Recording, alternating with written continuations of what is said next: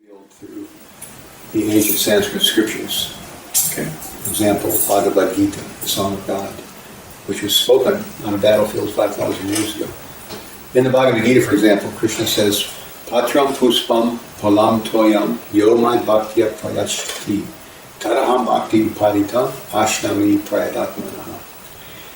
If one offers to me with love and devotion a leaf, a flower, some fruit, or water, I will accept it. So that's Krishna directly saying what he will accept in terms of what you can offer to him. Leaf, vegetation, fruit, water, flowers, like that. Those are all acceptable offerings.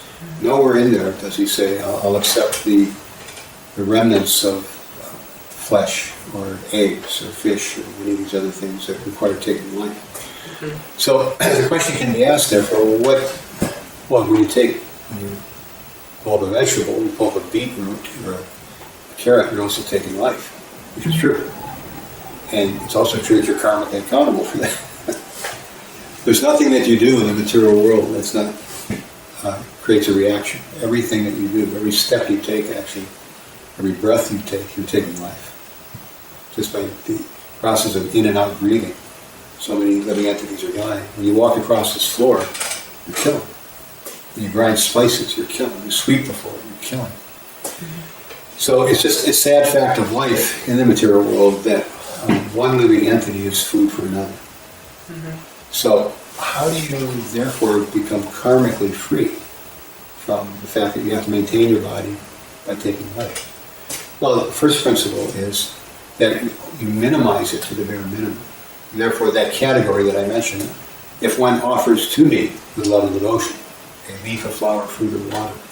So the first thing in terms of sustainability in our approach to farming is that we only grow those things that can be then offered back to Krishna. Mm-hmm. And in the act of growing it in the right consciousness, harvesting it in the right consciousness, cooking it with the right consciousness, offering it back in the right consciousness, and eating it, serving it and eating it in the right consciousness. When those activities are saturated with love for God, then they become a force for elevation.